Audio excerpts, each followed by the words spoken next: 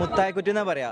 ഈ പൊന്നാനിയിലെ റംസാൻ മാസങ്ങളിൽ ഒരു മാസം ഒരു എന്റർടൈൻമെന്റിനായിട്ട് ഉപയോഗിക്കുന്നതാണ്. അതിൽ മുത്തായ എന്ന് പറയുന്നത് തറാവി നിസ്കാരം കഴിഞ്ഞ് കഴിഞ്ഞാൽ ഒരു ചായ സൽക്കാരുണ്ട്, അതിന് മുത്തായ എന്നാ പറയാ. പൊന്നാനിയുടെ പൈതൃകങ്ങൾ കടൽ കടന്ന് ദുബൈയിലേക്ക് എത്തിയിരിക്കുകയാണ്. മുത്താഴക്കുറ്റി മാത്രമല്ല, പൈതൃക കാഴ്ചകൾ ഇനിയുമുണ്ട്.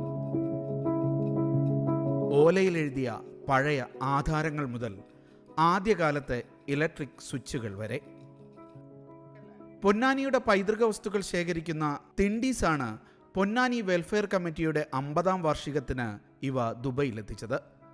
പൊന്നാനിയുടെ പഴയ പേരാണ് തിണ്ടീസ്.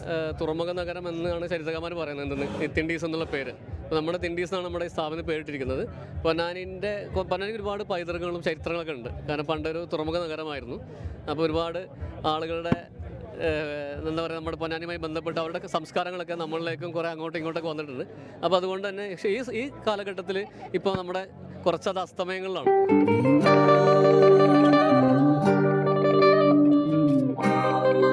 മുട്ടയില്ലാത്ത മുട്ടപ്പത്തിരി പൊന്നാനിയുടെ മാത്രം പ്രത്യേകതയാണ്.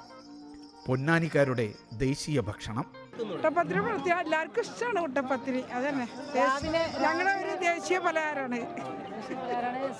രാവിലെ ആദ്യം തന്നെ തുടക്കം മുട്ടപ്പത്തിരിയിലാണ്.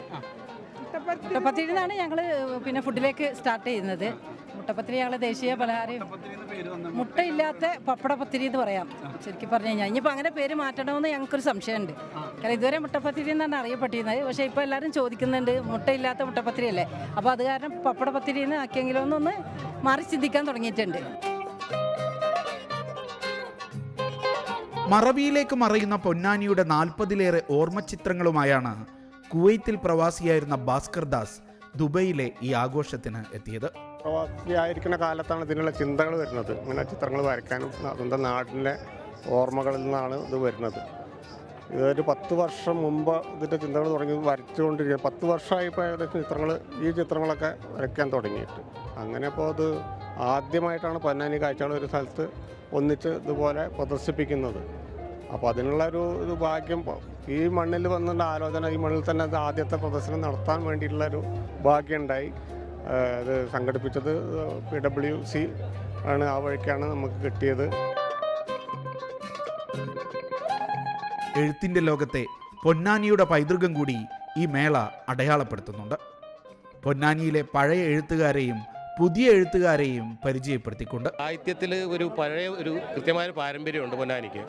കാരണം തുഞ്ചത്തെഴുത്തച്ഛൻ്റെ നാട് പൊന്നാനിയുടെ നിളക്കപ്പുറവും ഇപ്പുറം ഷെയ്ഖ് സൈനുദ്ദീൻ മഖ്ദൂമിൻ്റെ സ്ഥലവുമാണ്. ഈ പൊന്നാനി കളരി എന്ന് പറയുമ്പോൾ അക്കാലത്ത് ഇടശ്ശേരി, ഉറൂബ്, അക്കിത്തം, എം ഗോവിന്ദൻ, കടനാട് കുട്ടികൃഷ്ണൻ മുതലായ പേര് അന്നിങ്ങനെ നിരന്തരം കൂടുമായിരുന്നു.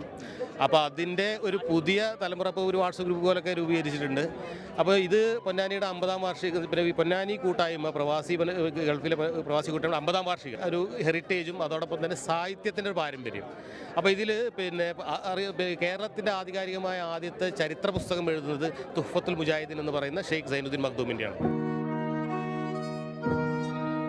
പൊന്നാനിയിലെ ജീവകാരുണ്യ പ്രവർത്തനങ്ങൾക്ക് ഊർജം പകരാൻ 50 വർഷം മുമ്പ് തുടങ്ങിയ കൂട്ടായ്മയാണ് പൊന്നാനി വെൽഫെയർ കമ്മിറ്റി. പുതിയ തലമുറയെ തങ്ങളോട് ചേർത്ത് നിർത്താൻ കൂടി ലക്ഷ്യമിട്ടാണ് ഈ ആഘോഷം. 50 വർഷം കഴിഞ്ഞു പോലും പൊന്നാനി വെൽഫെയർ കമ്മിറ്റി എന്തൊക്കെ ചെയ്തു. കാരണം ഇതുവരെ ഞങ്ങളൊക്കെ ചെയ്ത് നിശബ്ദമായിരുന്നു. അതുകൊണ്ട് തന്നെ അധികം ആൾക്കാരുടെ എത്തിയിട്ടുണ്ടായിരുന്നില്ല. പക്ഷേ ഞങ്ങൾക്ക് 2 ലക്ഷ്യം ഇതിലുണ്ടായിരുന്നത്. ഫസ്റ്റ് ഓഫ് ഓൾ, ആര് ഞങ്ങളിൽ നിന്ന് സഹായം വാങ്ങിക്കുന്നു അവരെ പറ്റി അറിയിക്കരുത് എന്നുള്ളതുണ്ട്. കിട്ടുന്ന ആൾക്കാരുടെ ഡിഗ്നിറ്റി കീപ്പ് ചെയ്യണം. അതുകൊണ്ട് തന്നെയാണ് അധികവും പുറത്തിറങ്ങിയത്. പിന്നെ വിദ്യാഭ്യാസ രംഗത്ത് ഞങ്ങൾ അങ്ങനെ തന്നെ ചെയ്തിരിക്കുന്നത്. പൈതൃക പെരുമയുടെ ആഘോഷം പലർക്കും പുതിയ അനുഭവം കൂടിയായിരുന്നു. നമ്മളെ അമ്പായത്തിലയുടെയും കോഴിയുടെയും നമ്മുടെ തനതായ ഭക്ഷണങ്ങൾ. സാധാരണ നമ്മൾ ഈ ഗൾഫിൽ നിൽക്കുന്നതുകൊണ്ട് നമുക്ക് ഇങ്ങനത്തെ ഭക്ഷണങ്ങളോ കാര്യങ്ങളൊന്നും കാണാനോ കഴിക്കാനുള്ള അവസരങ്ങളൊന്നുമില്ലല്ലോ. ഇവിടെ ഇപ്പോൾ കണ്ടത് ഞങ്ങളുടെ പൊന്നാനിയുടെ പലഹാരങ്ങളാണ് മെയിനായിട്ട് പോയിട്ട്. ഞങ്ങളുടെ പലഹാരങ്ങൾ ചെറുപ്പത്തിൽ കഴിച്ചിട്ടുള്ള മുട്ടപ്പത്തിരി, മുട്ടസുർക്ക, അങ്ങനെ ഒരുപാട് ഐറ്റങ്ങളുണ്ട്. കല്യാണം ഇവിടെ സെറ്റിലായതുകൊണ്ട് ഇവിടുത്തെ ബിസി ഷെഡ്യൂളായിട്ട് ഞങ്ങൾക്ക് ഇതൊക്കെ മറന്നിരുന്നു. ഇപ്പോൾ അതൊക്കെ കഴിക്കാൻ കഴിഞ്ഞു. പിന്നെ ഞങ്ങളുടെ കുറേ നൊസ്റ്റാൾജിയ, പിന്നെ കൂടെ പഠിച്ച ഒരുപാട് കൂട്ടുകാർ. ഇപ്പോഴത്തെ കാലഘട്ടം എല്ലാവരും ബിസിയല്ലേ, അപ്പോൾ അവരൊക്കെ ഒന്ന് കണ്ട് എല്ലാവരും കണ്ട് പരിചയപ്പെട്ട് പുതുക്കി. ഒത്തുചേരൽ ആഘോഷമാക്കാൻ നാട്ടിൽ നിന്നെത്തിയവരും മറ്റ് ഗൾഫ് രാജ്യങ്ങളിൽ നിന്ന് ദുബൈയിലെത്തിയവരുമുണ്ട്. ശരിക്കും ഞാൻ സ്ഥലത്ത് നാട്ടിൽ നിന്ന് വന്നാണ്. ഈ പരിപാടി പങ്കെടുക്കാൻ വേണ്ടി മാത്രം വന്നാണ്. ഇത് ഒരു 5 വർഷമായി ഞാൻ ഇവിടുന്ന് വിട്ടുപോയിട്ട്. അപ്പോൾ ഈ ഒരു ഓളുണ്ടല്ലോ, ഇത് സത്യത്തിൽ നമ്മൾ നാട്ടിൽ പോലും കാണാൻ പറ്റില്ല. നമ്മുടെ പൊന്നാനിക്ക് വന്ന ഒരു പ്രതീതിയുണ്ട്. അത്രയധികം ആളുകളോട് ഒന്നിച്ചുകൂടുണ്ട് പൊന്നാനി. ഞങ്ങളിപ്പോൾ നിങ്ങൾ ഈ ശബ്ദം കേൾക്കില്ല, ഇതാണ് ഞങ്ങൾ മുത്തായപടി. ഇതൊക്കെ ഞങ്ങൾ റീക്രിയേറ്റ് ചെയ്തതാണ്. പൊന്നാനിക്ക് പുറത്ത് ഏറ്റവും കൂടുതൽ പൊന്നാനിക്കാർ പങ്കെടുക്കുന്ന ഒരു പ്രോഗ്രാമാണിത്. അതുമാത്രമല്ല, ഞാൻ 30 വർഷമായിട്ട് ഞാൻ മസ്കറ്റിലാണ് ജോലി ചെയ്യുന്നത്. ഈ പ്രോഗ്രാമിന് കാണാൻ വേണ്ടി എൻ്റെ സുഹൃത്തുക്കൾ ഒരുപാടുണ്ട്. അവരെ കാണാൻ വേണ്ടി മാത്രമേ ഞാൻ ഇത് വരുന്നു. ഞാൻ റിയാദിൽ നിന്ന് വന്നാണ്, ഇതിന് പ്രതിനിധിയായിട്ട് വന്നതാണ്. അപ്പോൾ അവിടുത്തെ പ്രവർത്തനങ്ങളും കാര്യങ്ങളും അറിയിക്കാൻ വേണ്ടിയിട്ടും പൊന്നാനിക്ക് വേണ്ടിയുള്ള ചെയ്ത സഹായങ്ങളെ പറ്റിയിട്ട് പറയാൻ പറ്റുമോ? ഈ ആഴ്ചയിലെ വീക്കെൻഡ് അറേബ്യ കാഴ്ചകളിലൂടെ അവസാനിക്കുകയാണ്. ഇനി അടുത്ത ആഴ്ച.